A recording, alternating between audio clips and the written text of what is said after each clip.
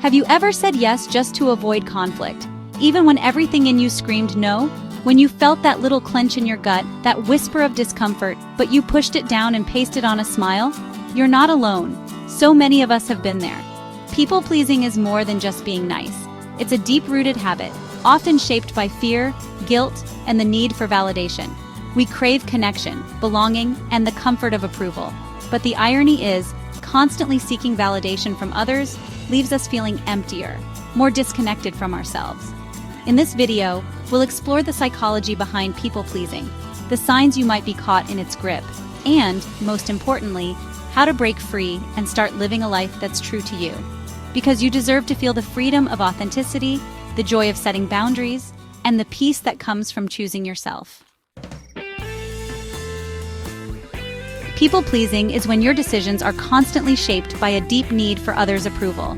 It's when you silence your own voice, your own needs, to avoid rocking the boat, to avoid conflict, to avoid disapproval. You over-apologize, you over-explain, and you neglect your own needs in the process. And it makes sense, right? We're wired for connection. We crave belonging. It's in our DNA. But here's the thing. People-pleasing isn't actually about genuine kindness or generosity. It may look like it on the surface, but underneath, it's driven by fear. It's the fear of not being liked, the fear of being rejected, the fear of being too much or not enough. And that fear can be so powerful that it keeps us stuck in a cycle of saying yes when we want to say no, of shrinking ourselves to fit into spaces that weren't meant for us.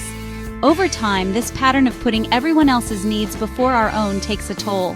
It leads to burnout, resentment, and a loss of our own identity. We become shadows of ourselves, living a life that's not truly ours. This habit of shrinking ourselves, of seeking validation outside of ourselves, often takes root in childhood. Think back for a moment. Maybe you grew up in a household where love felt conditional, based on your behavior, your achievements, or your ability to keep the peace.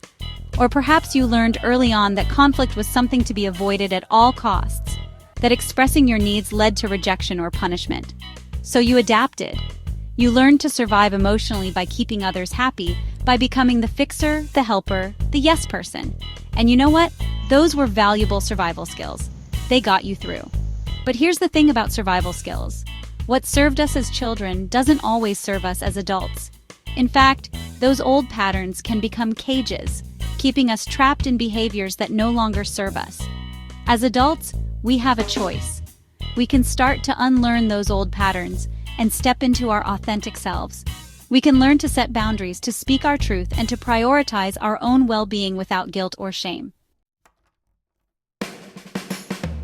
So how do you know if you're stuck in the people-pleasing pattern? Let's look at some signs. Do you find yourself saying yes to things you really don't want to do? Things that drain you or leave you feeling resentful? Do you apologize constantly, even when it's not your fault? Do you avoid conflict like the plague, even when it means silencing your own needs or opinions? Do you feel responsible for how other people feel, like it's your job to manage their emotions? Do you need constant external validation to feel worthy or good enough? And do you struggle to express your true opinions, especially if you think they might upset someone? If any of this resonates with you, please know this. You are not alone, and there's nothing wrong with you. Awareness is the first step toward change. It's about recognizing the patterns, understanding where they come from, and then, most importantly, giving ourselves permission to do things differently. Chapter 4. On the surface, people-pleasing might seem harmless. People might even see you as helpful, selfless, kind. And those qualities are amazing. But here's the thing. When those qualities come at the expense of your own well-being, when they're driven by fear rather than genuine generosity, there's a cost. Inside, you're likely exhausted, burned out, resentful. Because when you constantly ignore your own needs, you lose touch with who you really are. You lose your voice, your sense of self. And that can lead to a deep sense of emptiness, a feeling of being untethered. People-pleasing can also attract people who take advantage of your inability to say no. They might not even realize they're doing it, but your inability to set boundaries creates a dynamic where your needs are constantly overlooked. And perhaps the most heartbreaking cost of all is this. When we live our lives trying to please everyone else, we abandon ourselves, and no amount of external approval can fill that void.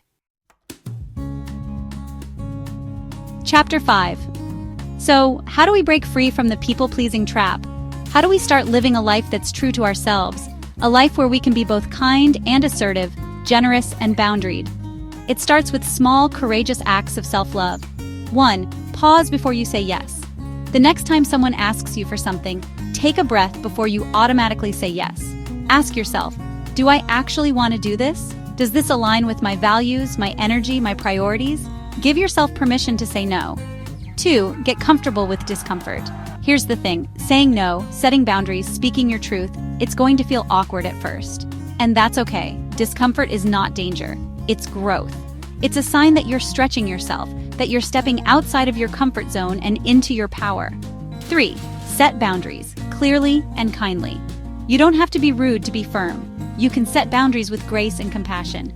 Practice phrases like, I can't help with that right now. Thanks for asking, but I need to focus on other things. I appreciate you thinking of me, but that doesn't work for me. 4. Work on self-worth. This is a big one. Remind yourself daily, you are not responsible for other people's feelings. You are allowed to take up space. You matter, without having to earn it. Write it on your mirror, set reminders on your phone, believe it in your bones. 5. Seek support if needed. Sometimes people-pleasing is rooted in deeper wounds, in past experiences that taught us to shrink ourselves. If you're struggling, please know that you don't have to do this alone. A therapist or support group can provide a safe and compassionate space to explore those wounds and start to heal. Chapter 6. Letting go of people-pleasing isn't about becoming selfish. It's about becoming whole. It's about recognizing that your needs, your desires, your dreams, they matter, just as much as anyone else's. You can be kind and assertive. You can say no and still be a good person, a loving partner, a supportive friend. In fact, when you start setting boundaries and honoring your own needs, your relationships become more authentic, more fulfilling. This is your permission slip to choose you, to step into your power, to live a life that's aligned with your values, your truth, your wholehearted, messy, beautiful self. If this resonated with you, leave a comment below. I'm learning to choose myself. And don't forget to like, subscribe, and share this video with someone who needs to hear it. Because when one of us heals, we all heal. Here's the thing about choosing yourself. It's not selfish. It's not about putting yourself above everyone else.